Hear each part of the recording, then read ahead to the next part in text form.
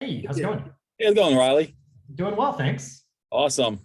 Before we talk about Duel, I gotta say I love the art of self-defense. I watched it last year and I was like blown away by it. So I had to get that off my chest Thank before. you so much. I'm glad that people are still finding that movie. I think it was one of those ones that I always knew was going to be more of a grower in its life, and I'm honored that people are still finding it.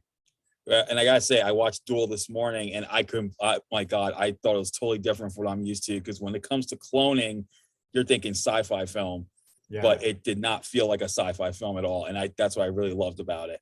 I appreciate that. Yeah, definitely was more about like the sci-fi is sort of a blanket for the whole thing, but what's really underneath that is connections with other humans and or lack thereof, and where we go after something kind of dramatic happens to us, and who do we want to become?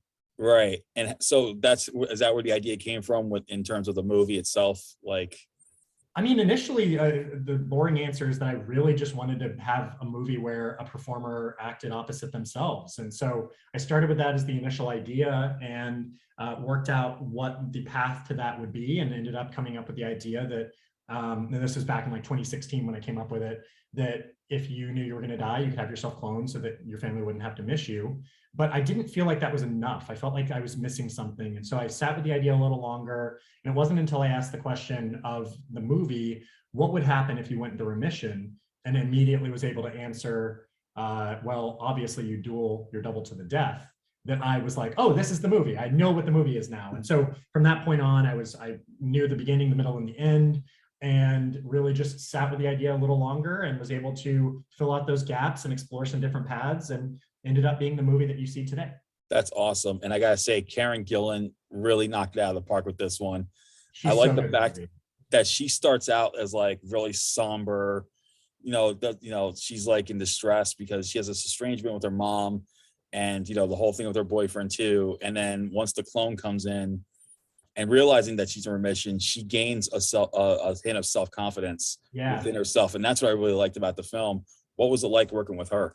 Oh God, she's the best. And so we had conversations super early on about all the things that you just talked about.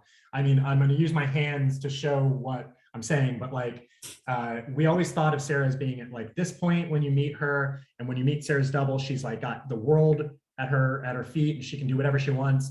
And as the movie goes along, they kind of just start to balance out, because we start to see Sarah really hit her stride and figure out what she wants out of life, and we get to see Sarah's double realize that life isn't as easy as she thought it was going to be. And I think that the way that Karen plays it, we've talked about subtlety a lot, but it's so much more than that. There's so many intricate things happening behind the scenes with her character, and having to balance where Sarah is at any given point and Sarah's double is at any point is incredibly challenging, especially when you look at the fact that the film is not like most films shot in continuity. It is, actors have a hard time trying to balance where they are at any given moment because you're jumping around so much. And she just kind of knocked it out of the park. She's just one of the best. I totally agree. And I also liked Aaron Paul as Trent, the trainer, because he Definitely. was really tough, but for the most part, but then he had this soft side to him that we don't see till later in the film. And I have Yeah, to admit, once we see what that soft side was, I was cracking up because that was something I was not expecting at all. And I I love felt that. like, Yeah. and I felt with the film being the tone that it was, it brought a little bit of comedy and lightheartedness to it. Yeah, a little So, levity in a moment. And then immediately suck the wind out of the room with the scene that follows it. yeah. So I mean, I like playing around with that. I like that I think you have every reason to believe that Trent is earnest and has her best interest at heart, but there's a moment where maybe that's not the case. And you're like, does he have ulterior motives? Is this going to go down a path that we've seen before? And to have it not go down that path, and instead to have it be such a positive thing. I think that I'm used to subverting expectations in the sense that something seems kind of innocuous or okay, and then the rug gets pulled out from under you and it's actually kind of fucked up. And this time, that part ends up being kind of the opposite. You're expecting maybe something a little darker that ends up being pretty tame, and I like that. Yeah, I totally agree. And I realized you shot this movie in Finland. What was that like shooting it there? Because I noticed there was some Finnish actors, including one of my favorites, Christopher Gummerus, who Oh, plays whoa, you know Tom, it. because he's in one of my favorite movies, Rendell, where he played the titular superhero. of That's that movie. insane. So You're it's the only like, person who knows him so far. That's so cool. I love that. He was great. Before I get into the Finland of it all, he was so great because I think he tends to veer more on the side of dramatic actor, and getting to come in and have this. He puts on like a bit of an American accent, and you have this like sense of humor to that sequence, and he plays it just so perfectly. And I just loved his take on it, and our conversations that day that he came in for that one like chunk of the movie. But yeah, that's so funny. No, I mean, working in Finland was a dream come true in so many ways, but unfortunately it came at because of something like COVID. So we started prepping in August of 2020. That's when I went to Finland.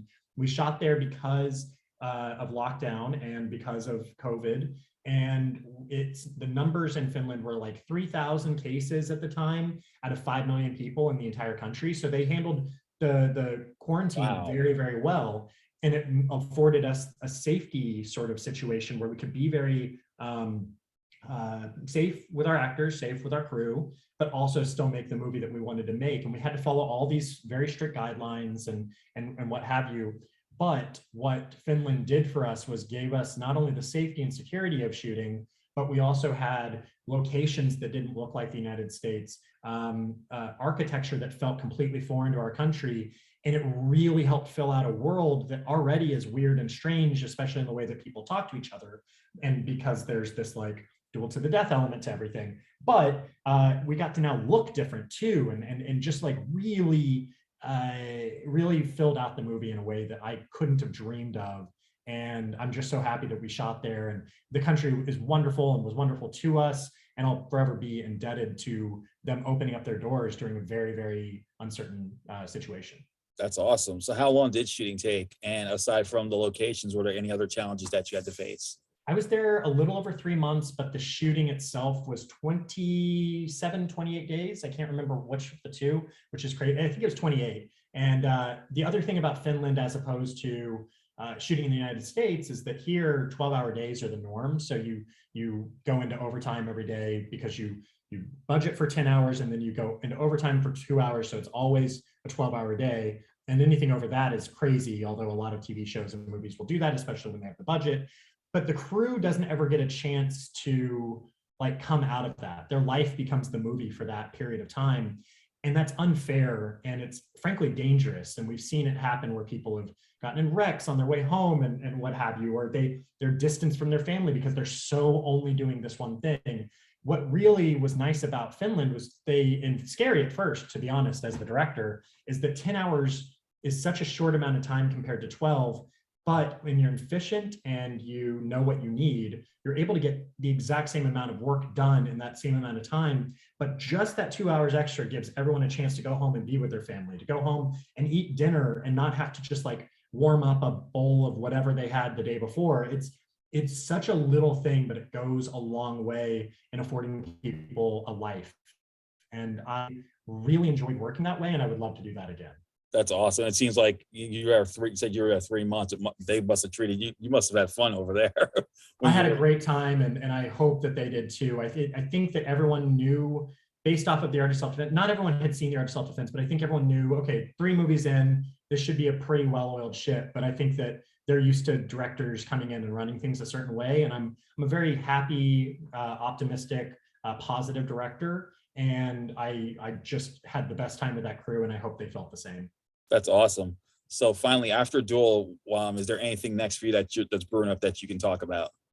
Not necessarily able to talk about. I have an idea that I'm still working out for feature number 4. If that ends up being the next thing, or if I end up coming up with something else in the meantime, I don't know. But I am attached to direct a pilot for a TV show that is in the sort of pitch phase. And we have a really interesting actor attached as our lead, who I'm very excited about. I hope that ends up going to series. And if it does, hopefully I'll be able to talk more about it soon. But yeah, just trying to stay busy. And when I'm not making movies, I train jiu-jitsu. I've been doing that for 9 years. So nice.